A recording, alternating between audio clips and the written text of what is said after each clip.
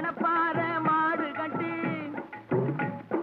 மாயவரம் ஏறு பூட்டி மணப்பாறை மாடு கட்டி மாயவரம் ஏறு பூட்டி வயக்காட்ட உழுது போடு சின்ன கண்ணு பசும் தழைய போட்டு பாடுபடு செல்ல கண்ணு ஆத்தூரு கிச்சடி சம்பா ஆத்தூரு கிச்சடி சம்பா பார்த்து வாங்கி வித விதைக்கு ஆத்தூரு கிச்சடி சம்பா பார்த்து வாங்கி வித விதைக்கு நாட்டை பறிச்சு நட்டு போடு சின்ன கண்ணு தண்ணிய ஏத்தம் புடிச்சு இறச்சி போடு செல்ல கண்ணு நாட்டை பறிச்சு நட்டு போடு சின்ன கண்ணு தண்ணிய ஏத்தம் புடிச்சு இறச்சி போடு செல்ல கண்ணு கருத நல்லா விளைய வச்சு மருத சில்லாட வச்சு கருத நல்லா விளைய வச்சு மருத சில்லாட வச்சு அறுத்து போடு களத்து மேட்டில சின்ன கண்ணு நல்லா அடிச்சு தூக்கி அளந்து போடு செல்ல கண்ணு பொதிய ஏற்றி வண்டியில பொள்ளாச்சி சந்தையிலே பொதிய ஏற்றி வண்டியில பொள்ளாச்சி சந்தையிலே விருதுநகர் வியாபாரிக்கு சின்ன கண்ணு. வேளாண் பெருமக்களுக்கு அன்பு வணக்கம். இன்றைய பொன் விளையும் பூமி நிகழ்ச்சியில் முதலில் வருவது வேளாண் செய்திகள், வேளாண் ஆலோசனை நேரம், வேளாண் சந்தை நிலவரம், வேளாண் வானிலை மற்றும் வேளாண் தொழில்நுட்பம். இன்றைய வேளாண் தொழில்நுட்ப பகுதியில் பூச்சிக்கொல்லி ஆய்வக செயல்பாடுகள் மற்றும் ஆய்வு முறைகள் குறித்து விவரிக்கின்றார் கடலூர் மாவட்டம் முதுநிலை வேளாண்மை அலுவலர் வி தரணி காமாட்சி அவர்கள். இனி தொடர்வது வேளாண் செய்திகள். வணக்கம். வேளாண் செய்திகள் முதலில் வருவது மாத்தி யோசிச்சேங்க. ஒருங்கிணைந்த தோட்டக்கலை அபிவிருத்தி திட்டத்தின் கீழ் சிவப்பு கோஸ் சாகுபடி செய்து பயனடைந்து வரும் நீலகிரி மாவட்டம் தினெல்லி கிராம வேளாண்மையாளர் H. இந்திரா அவர்கள் தரும் தகவல்கள். வேளாண் ஆலோசனை நேரத்தில் ஈரோடு மாவட்டம் தூக்கநாயக்கன் பாளையம் புதிய பயிர் காப்பீடு திட்ட செயல்பாடுகள் குறித்து இவ்வட்டார வேளாண் உதவி இயக்குனர் P. சிதம்பரம் அவர்கள் தரும் தகவல்கள். மற்றும் இன்றைய தாவர பகுதியில் நெல்ரை. இன்றைய வேளாண் சந்தையில் வேளாண் ஒழுங்குமுறை விற்பனை கூடங்களில் வேளாண் விளைபொருட்களின் விலை நிலவரம். கன்னியாகுமரி மாவட்டம் வடசேரி உழவர் சந்தையில் காய்கறிகளின் இன்றைய விலை நிலவரம். காஞ்சிபுரம் மலர் சந்தையில் வணிக மலர்களின் இன்றைய விலை நிலவரம். வேளாண் வானிலையில் தெற்கு மண்டலம் 2ற்கு உட்பட்ட மாவட்டங்களுக்கான சராசரி வானிலை அறிவிக்கை. உழவர் மற்றும் மீனவர்களுக்கான வானிலை முன்னறிவிப்பு. விரிவான செய்திகள். மாத்தி யோசிச்சேங்க. மத்திய மாநில அரசுகள் வேளாண்மையாளர்களின் நலனை கருத்தில் கொண்டு பல்வேறு திட்டங்களை செயல்படுத்தி வருகின்றன. அந்த வகையில் தோட்டக்கலையின் வளர்ச்சிக்காக செயல்படுத்தப்பட்டு வருகின்ற ஒருங்கிணைந்த தோட்டக்கலை அபிவிருத்தி திட்டத்தின் கீழ் சிவப்பு கோஸ் சாகுபடி செய்து பயனடைந்து வரும் நீலகிரி மாவட்டம் தினெல்லி கிராம வேளாண்மையாளர் H. இந்திரா அவர்களை சந்தித்த போது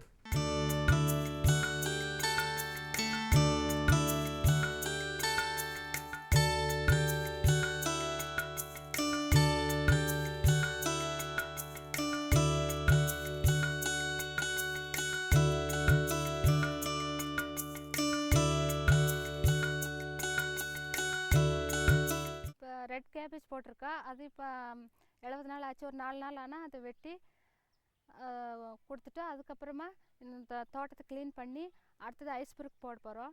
அந்த ஐஸ்புருக்கு போடும்போது நல்லா க்ளீன் பண்ணி ஐஸ்புருக்கு போட்டு அதுக்கப்புறம் நம்பர் 4 உரம் போட்டு ஒரு 8 நாளில் இன்னும் மருந்தெல்லாம் அடித்து அதுக்கப்புறம் அது 40 நாளில் கோஸ் ஆகிடும். இது மட்டும் இல்லாமல் மற்ற புருக்குழி அந்த மாதிரி எல்லா கோஸ் எல்லாத்தையும் போடுறோம். 40 நாளில் வெட்டி அதை நம்ம வந்து லீஃப் கம்பெனிக்கு தான் அது கொடுக்குறோம். நாங்கள் இங்கே விளையிற எல்லா கோஸாக இருந்தாலும் சரி, ஐஸ்ப்ரூக்கு எந்த பொருளாக இருந்தாலும் கீழே நம்ம லீஃப் தோட்டத்துக்கு தான் கொடுப்போம். ஏன்னா நாம் இங்கேருந்து ஊட்டிக்கோ இல்லை மேட்டுப்பாளையம் அந்த மாதிரி எடுத்துகிட்டு போகும்போது போக்குவரத்து செலவு எங்களுக்கு ரொம்ப ஜாஸ்தியாக இருக்குது. அதனால் நாங்கள் இந்த லீஃப் தோட்டத்துக்கு கொடுக்கும்போது எங்களுக்கு போக்குவரத்து செலவும் மிச்சமாகும், அப்புறம் வருமானமும் எங்களுக்கு நல்லா கிடைக்கும். அவங்க எங்களுக்கு மறுபடியும் தோட்டம் க்ளீன் பண்ணதுக்கப்புறம் அவங்க மறுபடியும் எங்களுக்கு நாற்றெல்லாம் கொடுப்பாங்க. நாங்கள் அதை வாங்கி தோட்டத்துக்கு போட்டு எங்களுடைய செலவு எல்லாத்தையும் நாங்கள் மிச்சம் பண்ணிக்கிறோம். அப்புறமா இவங்க எல்லா விதமான நாற்று எல்லாத்தையும் எங்களுக்கு கொடுப்பாங்க. நாங்களும் அதை நல்லபடியாக செஞ்சு இந்த லீவ் தோட்டத்துக்கே கொடுத்து எங்களுடைய வருமானத்தையும் போக்குவரத்து செலவு எல்லாத்தையும் நாங்கள் மிச்சம் பண்ணிக்கிறோம். இனி தொடர்வது வேளாண் ஆலோசனை நேரம்.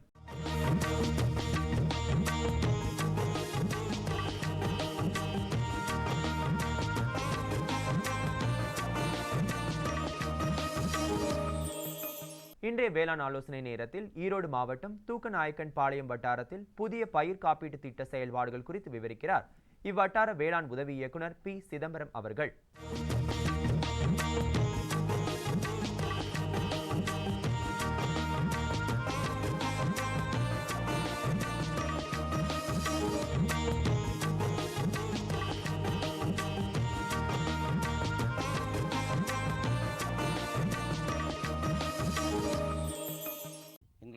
தூக்கநாயக்கம்பாளையம் வட்டாரத்தில் வந்து சராசரியாக நெல் வந்து ஒவ்வொரு பருவத்திலையும் 6000 ஏக்கர் நெல் சாகுபடி செய்கிறோம்.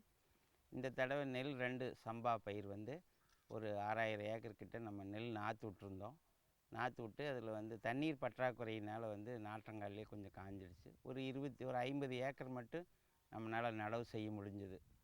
குழாய் கிணறு மற்றும் கிணறு மூலம் இது பண்ணியிருந்தோம். அதனால் இந்த நம்மளுடைய பாரத பிரதமர் அவர்களுடைய இந்த புதிய காப்பீட்டு திட்டத்தில் வந்து விவசாயிகளை சேர்த்தணும்னு நாங்கள் விழிப்புணர்வு கூட்டமெல்லாம் நடத்தினோம். இதில் வந்து வேளாண்மைத்துறை, தோட்டக்கலைத்துறை, நம்மளுடைய வருவாய்த்துறை, அப்புறம் தொடக்க வேளாண்மை கூட்டுறவு வங்கிகள், அப்புறம் தேசியமயமாக்கப்பட்ட வங்கிகள் இவங்களெல்லாம் வச்சு விழிப்புணர்வு கூட்டங்கள் எல்லாம் நடத்தி இந்த திட்டத்தினுடைய செயல்பாடுகள் எல்லாம் எப்படி செய்கிறது. ஏன்னா இந்த திட்டம் புதிய திட்டம், அதனால் அது விவசாயிகளுக்கு அதை வச்சு அதனுடைய கைட்லைன்ஸ் எல்லாம் சொல்லி புரிய வைக்கிறதுக்காக இது பண்ணியிருந்தோம். இந்த நெல் 2 சம்பா பயிர் வந்து 1/11 வரைக்கும் டைம் கொடுத்துருந்தாங்க. அது வரைக்கும் பார்த்திங்கன்னா நாங்கள் வந்து 306 விவசாயிகளை 691 ஏக்கர் இது வரைக்கும் பதிவு பண்ணியிருக்கோம். இதில் விவசாயிகள் வந்து எங்களுடைய வட்டாரத்தில் வந்து 4 கிராமங்கள் தான் நோட்டிஃபை ஆகிருந்துச்சு இந்த நெல் 2 சம்பா பயிருக்கு. அதனால் இந்த 4 கிராமங்களில் 690 ஏக்கர் வந்து விவசாயிகள் வந்து தொடக்க வேளாண்மை கூட்டுறவு வங்கிகள் மூலம், அடுத்தது முதல்ல நாங்கள் ஒரு 2-3 நாள் எங்களுடைய அலுவலகத்திலேயே விவசாயிகள் எல்லாம் ஒரு விழிப்புணர்வு கூட்டம், அந்த ஃபெசிலிட்டேஷன் சென்டர் ஒன்று அமைச்சிருக்கோம் தீயன்பாளையம் வட்டாரத்தில்.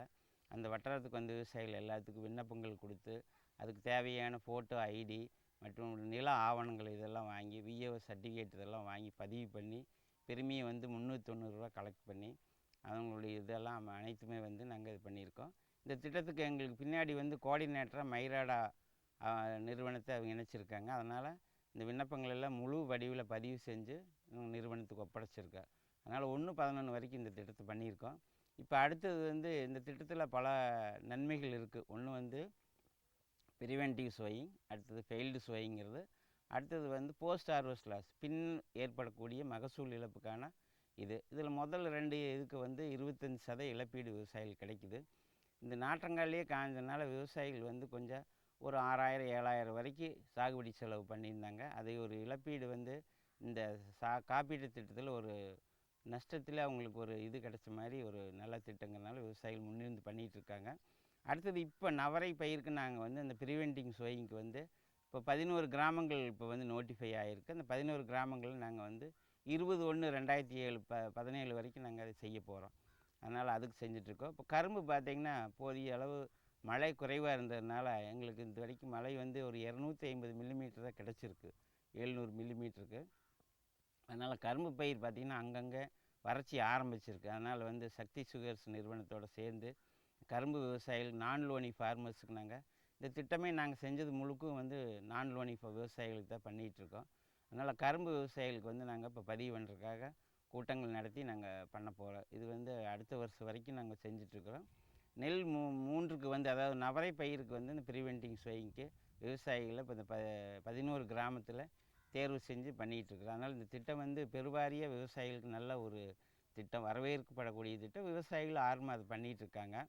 இது அடுத்த ஆண்டு பார்த்தோம்னா ஒரு 100% விவசாயிகள் வந்து இந்த திட்டத்தில் கண்டிப்பாக செய்வாங்க. மேலே எங்கள் பகுதியில் பார்த்திங்கன்னா வெங்காயம் மற்றும் வாழை பயிர் ஒரு பிரதான பயிராக இருக்குது. அதனால் இப்போ வந்து இந்த ரபி பருவத்தில் வெங்காயம் மற்றும் வாழை பயிர்களும் வந்து நோட்டிஃபை ஆகிருக்கு. அதுக்கு வந்து தோட்டக்கலைத்துறை, வேளாண்மைத்துறை அவங்கெல்லாம் சேர்ந்து அந்த பயிருக்கும் நாங்கள் வந்து வெங்காயம் வாழை பயிருக்கு செய்கிறதுக்காக ஒரு பெரும் முயற்சி எடுத்து பண்ணிகிட்ருக்குறோம். இந்த திட்டம் ஒரு வரவேற்கக்கூடிய திட்டம். இது நம்முடைய வட்டாரத்துக்கு மட்டும் இல்லை, நம்முடைய அனைத்து இந்தியா முழுக்கும் உள்ள விவசாயிகளுக்கு வந்து ஒரு இழப்பு ஏற்படும் போது வந்து நல்ல ஒரு ஒரு நிவாரணம் ஓரளவுக்கு நம்ம கொடுக்க முடியுது 25%. பின்னாடி வந்து போஸ்ட் ஹார்வெஸ்ட் லாஸஸ் வரும்போது மகசூல் இழப்பு வந்து இந்த மாவட்ட கமிட்டியில் என்ன இது பண்ணுறாங்களோ அது பிரகாரம் அவங்களுக்கு ஒரு நல்ல நிவாரணம் கிடைக்கிறதுக்கு வாய்ப்புண்டு. அதனால் இந்த திட்டத்தை நல்ல விவசாயிகள் பயன்படுத்திக்கு வருமாறு வேளாண்மை துறை சார்பாக நான் கேட்டுக்கிறேன்.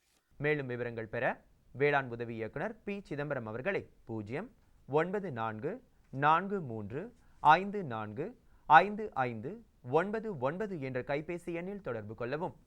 தொடரும் வேளாண் ஆலோசனை நேரத்தில் இன்றைய தாவர பகுதியில் நெல்லை மர வளர்ப்பு குறித்து விவரிக்கிறார் மேட்டுப்பாளையம் வனக்கல்லூரி மற்றும் ஆராய்ச்சி நிலைய முனைவர் KT பார்த்திபன் அவர்கள். நாம் பார்த்தீங்கன்னா இந்த வேளாண் காடுகள் நிகழ்ச்சியில் பற்றி பார்த்துட்ருக்கோம். இதில் பல்வேறு வகையான மர வகைகள், பல்வேறு வகையான தொழில்நுட்பங்களை நாம் தெரிந்து கொண்டு வந்துட்டுருக்கோம். அந்த வகையில் இந்த வாரம் நாம் பார்க்கக்கூடிய மரம் நெல்லை என்று அழைக்கப்படக்கூடிய அக்ரோகார்பஸ் ஃப்ராக்ஷனிஃபோலியஸ். உங்களுக்கெல்லாம் தெரியும், இந்த மரத்தை ஏறக்குறைய கடந்த 5 ஆண்டுகளில் தான் பல்வேறு விவசாயிகள் கேள்விப்பட்டிருப்பீர்கள். ஏனால் இந்த மரம் இயற்கையாகவே நமது காடுகளில் வளரக்கூடிய மரம்.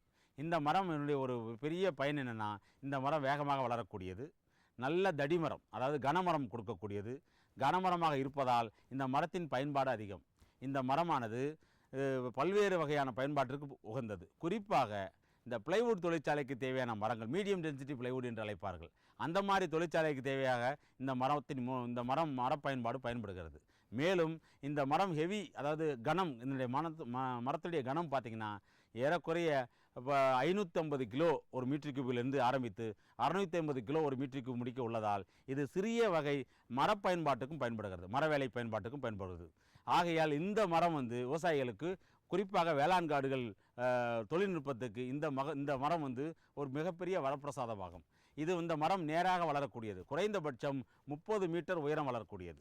மண் ஆழம் எங்கு அதிகமாக உள்ளதோ, தண்ணீர் வளம் எங்கு அதிகமாக உள்ளதோ அங்கெல்லாம் இந்த மரம் குறைந்தபட்சம் 45 மீட்டர் உயரம் வளரக்கூடியது.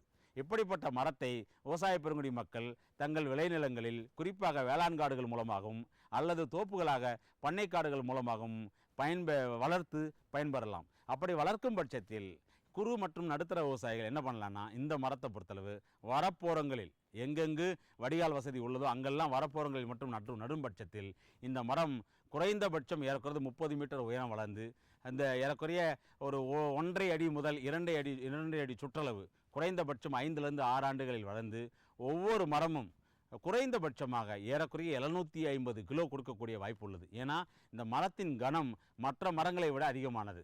இந்த கனமாக இருப்பதால் 16 இன்ச்சில் ஆரம்பித்து ஏறக்குறைய 48 இன்ச்சு முடிக்க உள்ள மரங்கள் ஒட்டுப்பலகை நிறுவனத்துக்கு கொடுக்கும் பட்சத்தில் விவசாயிகளுக்கு இந்த மரம் நல்ல வருவாயை தரும் என்பதில் எந்தளவும் ஐயமில்லை.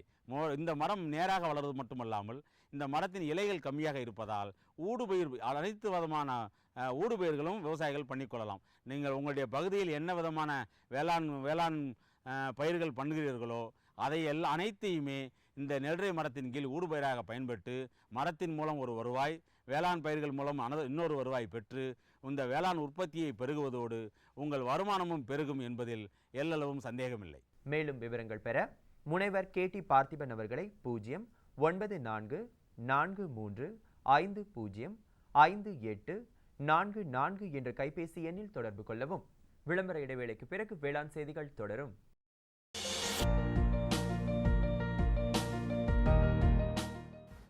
வேம்பு கலந்த யூரியா. சிறந்த உற்பத்திக்காக வேம்பு கலந்த யூரியா நம் நாட்டிலேயே 70 லட்சம் டன்னாக அதிகரிக்க 6 ஆலைகள் சீரமைக்கப்படுகின்றன. FCIL-இன் கோரக்பூர், சித்ரி, தல்ச்சர் மற்றும் ராமகுண்டம் ஆலைகள், HFCL-இன் பரௌனி மற்றும் BVFCL-இன் நாமருல் போர்ட் ஆகியன. பழம் நழுவி பாலில் விழுந்தது போல இப்பொழுது நம் நாட்டிலேயே வேம்பு கலந்த யூரியா உற்பத்தி செய்யப்படும். இதனால் விவசாயிகளுக்கு நன்மையே விளையும். 10% வரை தானிய உற்பத்தி அதிகரிக்கும். மண்ணில் 10லிருந்து 15% நைட்ரஜன் திறன் அதிகரிக்கும். சிறந்த உற்பத்திக்கு வேம்பு கலந்த யூரியா.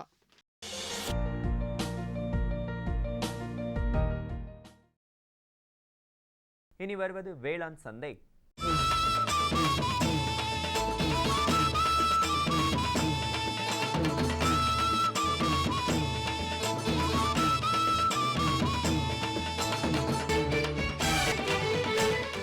வேளாண் சந்தையில் தமிழ்நாடு ஒழுங்குமுறை விற்பனை கூடங்களில் வேளாண் விளைபொருட்களின் இன்றைய விலை நிலவரம். கம்பு உயர்தரம் கோவில்பட்டியில் குறைந்தபட்சமாக 1660 ரூபாய்க்கும் அதிகபட்சமாக 1700 ரூபாய்க்கும், மக்காச்சோளம் சிவப்பு கோவில்பட்டியில் குறைந்தபட்சமாக 1600 ரூபாய்க்கும் அதிகபட்சமாக 1650 ரூபாய்க்கும், நெல் ASD 16 அம்பாசமுத்திரத்தில் குறைந்தபட்சமாக 1400 ரூபாய்க்கும் அதிகபட்சமாக 1550 ரூபாய்க்கும், மதுரையில் குறைந்தபட்சமாக 1700 ரூபாய்க்கும் அதிகபட்சமாக 1800 ரூபாய்க்கும், நெல் பொன்னி மதுரையில் குறைந்தபட்சமாக 2300 ரூபாய்க்கும் அதிகபட்சமாக 2400 ரூபாய்க்கும், திருமங்கலத்தில் குறைந்தபட்சமாக 2200 ரூபாய்க்கும் அதிகபட்சமாக 2300 ரூபாய்க்கும், பருத்தி MCU 5 நத்தத்தில் குறைந்தபட்சமாக 4000 ரூபாய்க்கும் அதிகபட்சமாக 4100 ரூபாய்க்கும், உசிலம்பட்டியில் குறைந்தபட்சமாக 4100 ரூபாய்க்கும் அதிகபட்சமாக 4300 ரூபாய்க்கும், புலி தர்மபுரியில் குறைந்தபட்சமாக 4000 ரூபாய்க்கும் அதிகபட்சமாக 4200 ரூபாய்க்கும்,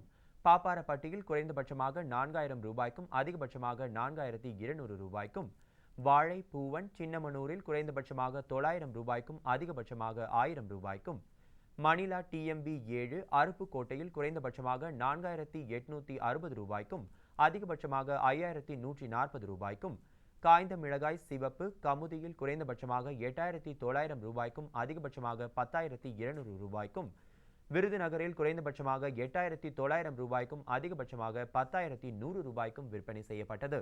கன்னியாகுமரி மாவட்டம் வடசேரி உழவர் சந்தையில் காய்கறிகளின் இன்றைய விலை நிலவரம். கத்தரிக்காய் 1 கிலோ 25 ரூபாய்க்கும், வெண்டைக்காய் 1 கிலோ 20 ரூபாய்க்கும், புடலங்காய் 1 கிலோ 15 ரூபாய்க்கும், சொரக்காய் 1 கிலோ 15 ரூபாய்க்கும், பாகற்காய் 1 கிலோ 20 ரூபாய்க்கும், மாங்காய் 1 கிலோ 20 ரூபாய்க்கும், முருங்கைக்காய் 1 கிலோ 15 ரூபாய்க்கும், கொத்தவரை 1 கிலோ 30 ரூபாய்க்கும், சின்ன வெங்காயம் 1 கிலோ 32 ரூபாய்க்கும், பெரிய வெங்காயம் 1 கிலோ 24 ரூபாய்க்கும், பச்சை மிளகாய் 1 கிலோ 30 ரூபாய்க்கும், தக்காளி 1 கிலோ 10 ரூபாய்க்கும், இஞ்சி 1 கிலோ 50 ரூபாய்க்கும், பூசணிக்காய் 1 கிலோ 10 ரூபாய்க்கும், வாழைக்காய் காய் ஒன்று 3 ரூபாய்க்கும், தேங்காய் 1 கிலோ 20 ரூபாய்க்கும், முள்ளங்கி 1 கிலோ 30 ரூபாய்க்கும், சேனைக்கிழங்கு 1 கிலோ 35 ரூபாய்க்கும், மரவள்ளி கிழங்கு 1 கிலோ 30 ரூபாய்க்கும், உருளைக்கிழங்கு 1 கிலோ 28 ரூபாய்க்கும், பீன்ஸ் 1 கிலோ 30 ரூபாய்க்கும், கேரட் 1 கிலோ 40 ரூபாய்க்கும், பீட்ரூட் 1 கிலோ 25 ரூபாய்க்கும், முட்டைக்கோஸ் 1 கிலோ 15 ரூபாய்க்கும்,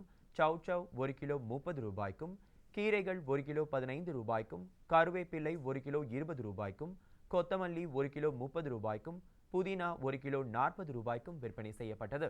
காஞ்சிபுரம் மலர் சந்தையில் வணிக மலர்களின் இன்றைய விலை நிலவரம். கத்தரி ரோஸ் 20 பூக்கள் கொண்ட பாக்கெட்டின் விலை 40 ரூபாய்க்கும், மல்லிகை 1 கிலோ 300 ரூபாய்க்கும், முல்லை 1 கிலோ 300 ரூபாய்க்கும், கனகாம்பரம் 1 கிலோ 400 ரூபாய்க்கும், செண்டுமல்லி 1 கிலோ 20 ரூபாய்க்கும், வாடாமல்லி 1 கிலோ 30 ரூபாய்க்கும், பட்டன் ரோஸ் 1 கிலோ 70 ரூபாய்க்கும், துளசி 1 கிலோ 40 ரூபாய்க்கும், சம்பங்கி 1 கிலோ 20 ரூபாய்க்கும், அரளி 1 கிலோ 60 ரூபாய்க்கும், சாமந்தி 1 கிலோ 20 ரூபாய்க்கும், காக்கடா 1 கிலோ 200 ரூபாய்க்கும், கோழிக்கொண்டை 1 கிலோ 40 ரூபாய்க்கும் விற்பனை செய்யப்பட்டது. இனி வருவது வேளாண் வானிலை.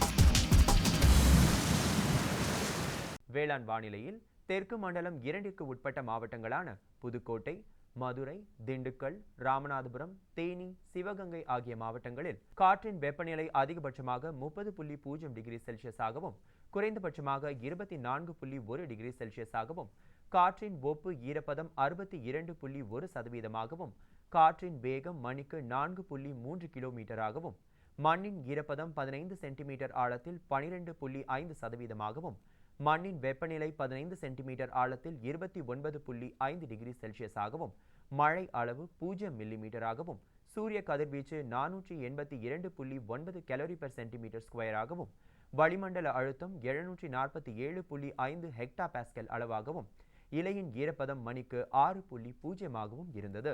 வானிலை முன்னறிவிப்பு. உழவர்களுக்கான வானிலை முன்னறிவிப்பு. தமிழகம் மற்றும் புதுச்சேரியில் ஒரு சில இடங்களில் மழையோ அல்லது இடியுடன் கூடிய மழையோ பெய்யக்கூடும். மீனவர்களுக்கான வானிலை முன்னறிவிப்பு. தமிழகம் மற்றும் புதுச்சேரி கடலோர பகுதிகளில் எச்சரிக்கை ஏதும் இல்லை. இத்துடன் இன்றைய வேளாண் செய்திகள் நிறைவடைந்தது. வணக்கம். பிரதம மந்திரி வேளாண் நீர்ப்பாசன திட்டம், விவசாயிகளின் நன்மையை நோக்கிய முன்னேற்றம். பிரதம மந்திரி வேளாண் நீர்ப்பாசன திட்டம். ஒவ்வொரு வயலுக்கும் நீர், ஒவ்வொரு துளியிலும் அதிக விளைச்சல்.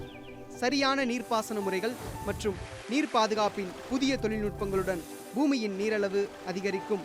வட்டார அளவில் நீர்ப்பாசன திட்டங்கள் நடக்கும்.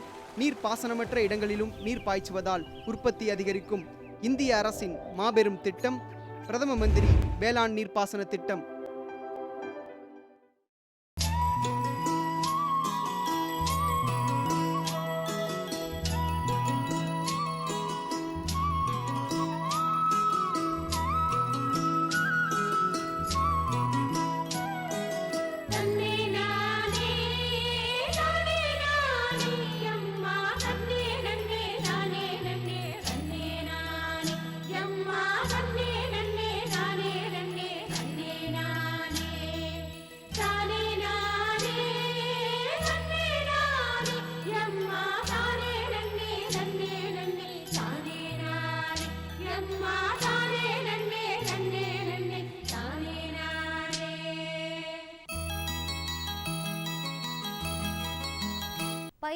ஏற்படும் பூச்சிகளை கட்டுப்படுத்த பூச்சிக்கொல்லி மருந்துகள் பயன்படுத்தப்படுகின்றன.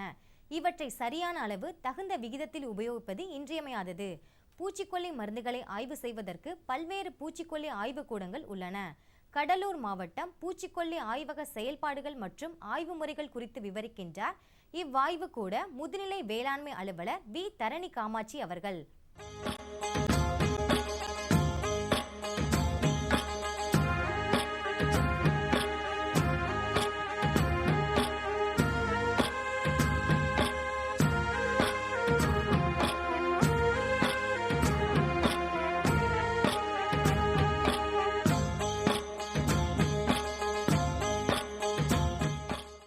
கடலூர் மாவட்டத்தின் வேளாண்மை இணை இயக்குனர் அலுவலக வளாகத்தில் வேளாண்மை உதவி இயக்குனர் கடலூர் அவர்களின் கட்டுப்பாட்டில் இயங்கி வரும் இப்பூச்சிக்கொல்லி ஆய்வகம் ஒரு தர கட்டுப்பாட்டு ஆய்வகமாகும்.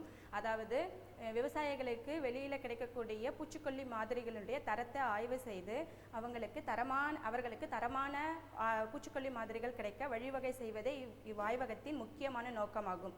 இவ்வாய்வகத்திற்கு திருவள்ளூர் மற்றும் விழுப்புரம் மாவட்டங்களிலிருந்து தற்சமயம் பூச்சிக்கொல்லி மாதிரிகள் பெறப்பட்டு வருகின்றன.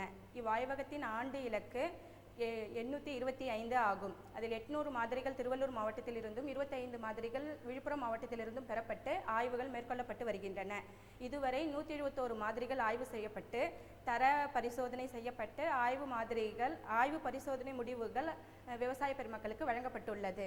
இவ்வாய்வகத்தில் முக்கியமாக பூச்சிக்கொல்லி மாதிரிகளின் தரத்தினை உறுதி செய்வதற்கு அதனுடைய ஆக்டிவ் இன்கிரீடியன்ட் கண்டென்ட் மற்றும் பல பரிசோதனைகள், அதாவது EST, அசிடிட்டி போன்ற ஆய்வுகள் மேற்கொள்ளப்பட்டு தர பரிசோதனை செய்யப்படுகிறது.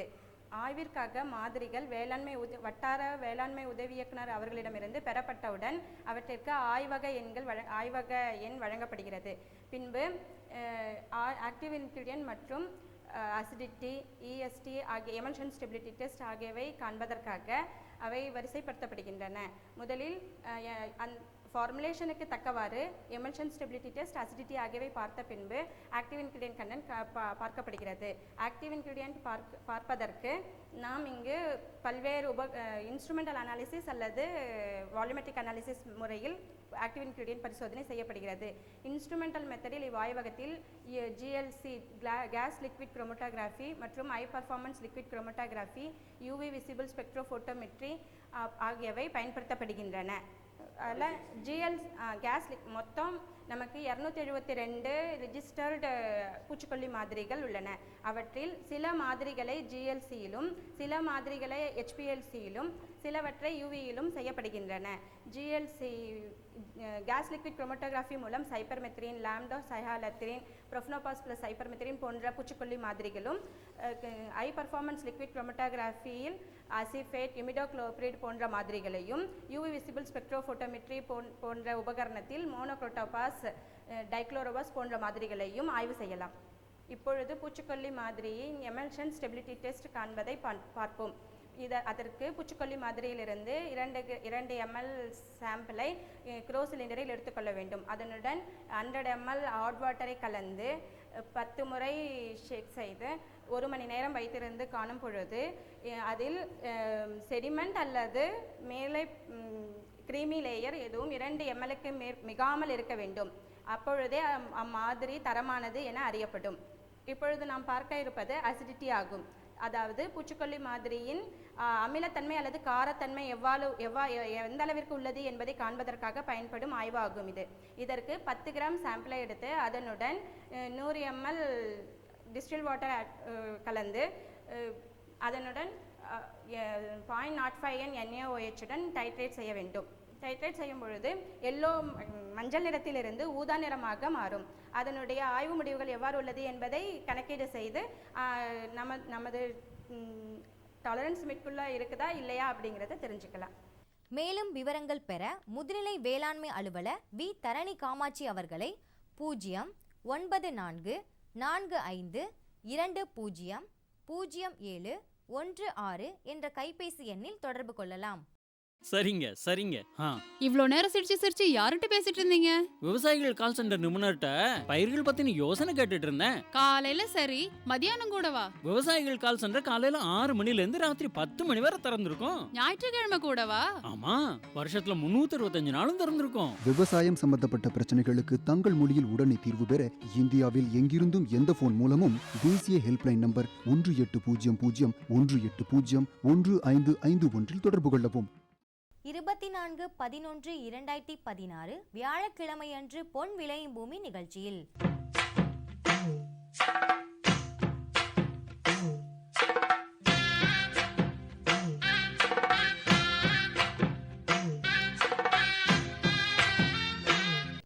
மாத்தி யோசிச்சேங்க. அங்கக வேளாண்மை முறையில் வாழை சாகுபடி செய்து பயனடைந்து வரும் விழுப்புரம் மாவட்டம் வஉசி நகர் பகுதியைச் சேர்ந்த வேளாண்மையாளர் இ பாலசுப்பிரமணியன் அவர்கள் தரும் தகவல்கள். வேளாண் ஆலோசனை நேரத்தில் கோயமுத்தூர் தமிழ்நாடு வேளாண்மை பல்கலைக்கழகம் வழங்கும் வேளாண் மண்டலங்களுக்கான வேளாண் அறிவிக்கை. ஈரோடு மாவட்டத்தில் பயிர் காப்பீட்டு திட்டம் குறித்து கழனி விவசாயிகள் உற்பத்தி கம்பெனி KP கவிதா அவர்கள் தரும் தகவல்கள். வேளாண் தொழில்நுட்ப பகுதியில் தமிழ்நாட்டை பூர்வீகமாக கொண்ட செம்மறி ஆட்டினங்கள் குறித்து தஞ்சாவூர் மாவட்டம் ஒரத்தநாடு கால்நடை மருத்துவக் கல்லூரி மற்றும் ஆராய்ச்சி நிலைய உதவி பேராசிரியர் டாக்டர் K ஜெகதீசன் அவர்கள் தரும் விளக்கம் ஆகியன இடம்பெறும். நேயர்களே, இன்றைய பொன் விளையும் பூமி நிகழ்ச்சி இடம்பெற்ற அனைத்து பகுதிகளும் உங்களுக்கு பயனுள்ளதாக அமையும் என நம்புகிறோம். பொன் விளையும் பூமி நிகழ்ச்சியினை நீங்கள் இணையதளத்தின் வழியாகவும் பார்க்கலாம். எங்களின் இணையதள முகவரி www.youtube.com/user/agriculture சென்னை மற்றும் www.ddpodigai.org.in. ட்விட்டர் மற்றும் ஃபேஸ்புக் ஆகிய சமூக வலைத்தளங்களில் அக்ரி டிடி சென்னை என்ற முகவரியில் பார்த்து பயன்பெறலாம். உங்கள் கருத்துக்கள் மற்றும் ஆலோசனைகள் வரவேற்கப்படுகின்றன. அனுப்ப வேண்டிய மின்னஞ்சல் முகவரி ddagri05chennai@gmail.com. மேலும் வேளாண்மை குறித்த விவரங்கள் பெற www.farmer.gov.in என்ற இணையதளத்திலும் 1800-180-1551 என்ற தொலைபேசி எண்ணிலும் தொடர்பு கொள்ளலாம். மீண்டும் நாளைய பொன் விளையும் பூமி நிகழ்ச்சியில் சந்திப்போம். நன்றி, வணக்கம்.